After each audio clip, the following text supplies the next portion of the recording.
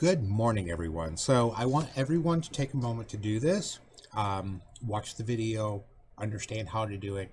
Definitely do it because it will help you later on.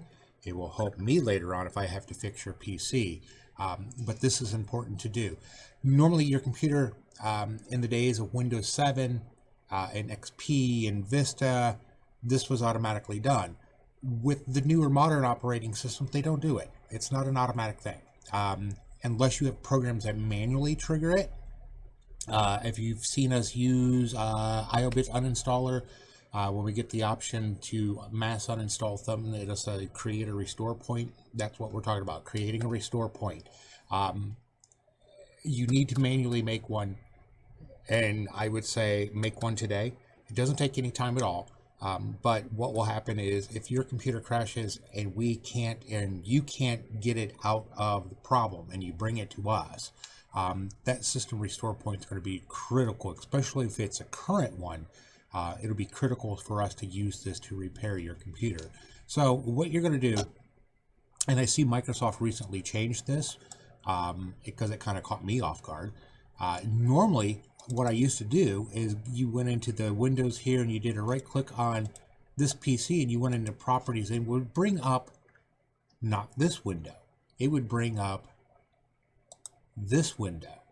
Now it doesn't do that anymore. Or it would bring up the other window where it shows you how much RAM you've got and so on and so forth. Then you can go into this. So they've recently made this as a change. So when you do that, going through the File Explorer, and I'll show that again. You used to be able to do right click, go into properties, and the properties would show you this information, but it was more in a Windows 7 layout. It would show you how much RAM you've got and what your processor is and the name of your PC. And then over here was, setting up your system protections. Now it's not like that. Now this is what you get when you go that way. And what you'll look for is system protection over here or advanced system settings. But system protection is where we want to go. And so this brings up the restore point. And so this on my virtual machine, if my virtual machine died, it's not important. I can reload it. Doesn't take any time at all. But for full-blown computers, such as yours, if you have a laptop or a desktop, turn this on. And the reason why I say to turn it on, because if it's not turned on, it will not do this. So you got to go in here and turn on your system protection. And this is where I tell people 10%. You'll always hear me talk about when a hard drive always needs 10%. This is part of that 10%. Make sure you're using 10%. Absolutely critical, because if you have it too small, then it won't record everything. And if I try to restore from it later on and it doesn't have everything, it's worthless. 10%. So you click that, and now your system protection is on. You're going to create one.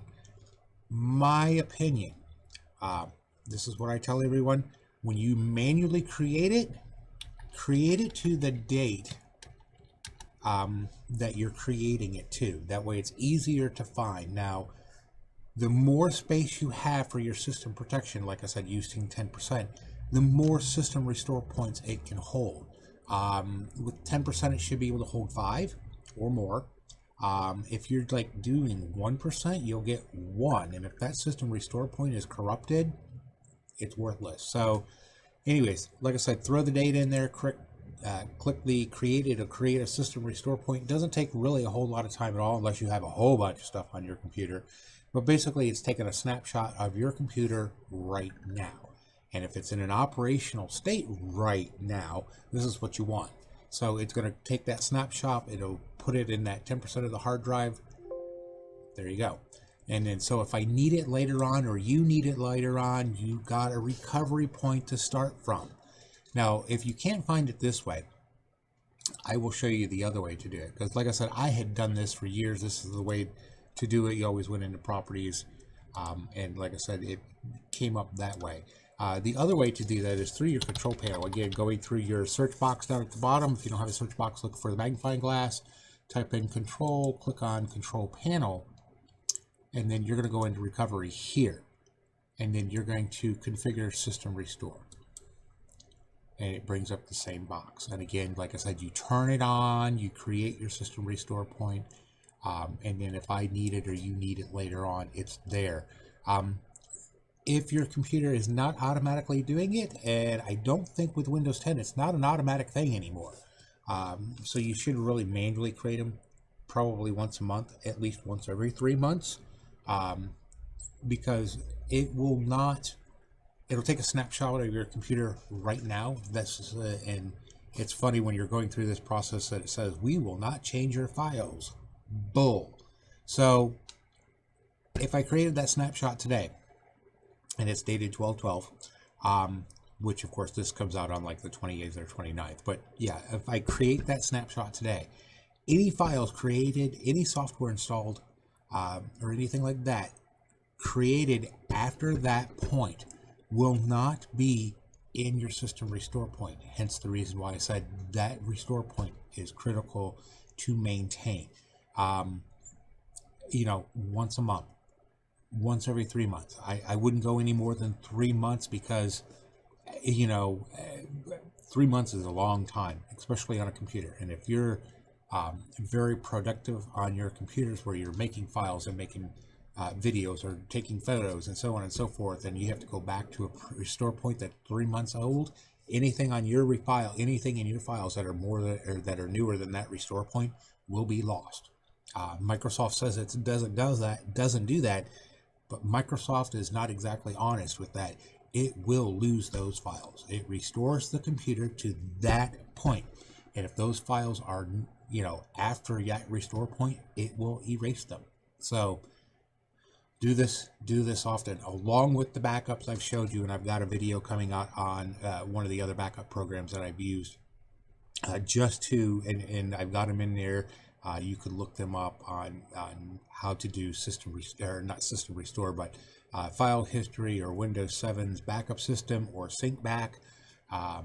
There's any of those. If you're fortunate and can afford to do the cloud basic, there's Business Blaze, there's Google Cloud or Google Drive. There's there's hundreds of different services out there to use. If you feel comfortable in using the cloud services, that's the way to go. But it will not do your system restore point, and so that's where you have to do this. And if you're going to do a hard point, you want to put it on a flash drive, and you can do that through the other options. But system restore point is kind of a snapshot of your computer right now. Anything created after this point is not included in that system restore point, so you should really create those system restore points more often. So, but that's how you do a system restore. And like I said, what will happen later on if I ever have to use it, or you have to use it with that blue screen of death, there is the option to use the system restore. In fact, let me see if I can trigger that real quick for you. Now, of course, I got to do this way on the restore, or on my virtual machine. I'm going to do this, and we're going to do not shut down. Wasn't paying attention. Let me pause to restart this. Don't you hate just accidental clicks? I do that all the time. So anyways, let me trigger the Control-Alt-Delete. Comes to here, holding the Shift key down, go into power, do a restart. There we go. This is going to take me into this. And so, if you're getting this screen, you go into troubleshoot, advanced options, there's your system restore. And it will restore the computer to the point of the last, of the restore point you created. In fact, let me show you, because we did the 12/12. It should show up in the list here. I won't complete the process because, you could use it yourself. Certainly, I can use it, but this is what it looks like to, from the blue screen of death, automatic repair. That's what you got to go into. You got to go into advanced options, and then to troubleshoot, and then to system restore. It'll restart the computer and go into system restore mode. Yes, this is Studio. I don't have a password on this one, but if you have a password, you got to put it in. You go in next, and there is that system restore point I had manually created. As you see, manual. and the description is 12/12/2020 because that's when I did it. It's the recording of this video, although you won't see it for a couple of weeks. So yeah, you could technically just restore from that point, and it will restore your files, and it goes from there. So, but that's how you do that. Like I said, run those system restores at least once every 3 months. If you're a business client and you have a contract with me, I probably am already doing this for your computers. So if I have to do that, it's already taken care of. But residential clients, even those who have residential contract with me, because I don't have access to your computers, I can't set it up and do this at will on demand as I need to. So definitely take the time to do that. Like I said, you go into and I see it was talking about system protection, so you could probably type in system protection. Nope, doesn't pop up that way. I was hoping it was, but yeah, you can go back into your control panel, or maybe it's recovery. Recovery drive, recovery, there it is. So you can go into recovery and configure your system restore, and like I said, and manually create it. So do that often, once a month, once every 3 months at the most. Beard is itching, sorry. So yeah, do that often.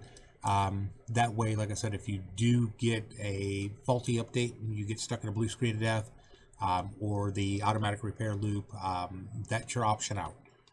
Or you can bring it to me and I will utilize it to get you out of that loop. But yeah, system restore, absolutely create it, absolutely use it. By default, Windows 8 and Windows 10, it is not turned on. You have to turn it on and then adjust it up to 10% and then create your first one manually, because it will not do it on its own for Windows 8 and Windows 10. In the days of old with XP and 7, it was an automatic thing, but with the newer modern operating systems, it's not automatically turned on, which I think is a shame that Microsoft does that, but they might have a ulterior motive, allegedly, for doing that. So yeah, turn those system restores on, make those system restore points, do them often, once a month, once every 3 months, and yeah, that'll help you, that'll help me. Anyways, if you found this useful, like and share this video, because the more people share it, the more people who see it, the better stats I get. Subscribe to the channel so you get updates on Google and on YouTube that there is a new video by us. If you don't have a Google account or you can't subscribe, find us over on Facebook. That's our address on Facebook. You know, there is a donation link down at the bottom, because we do not get paid for YouTube for making videos yet. Hence the reason why I need you to do these two options. So eventually YouTube will pay me, and then I can take that donation link off. So anyways, if you got computer problems, computer questions, there's the phone number. Give us a call, and you guys have a great day. Talk to you later.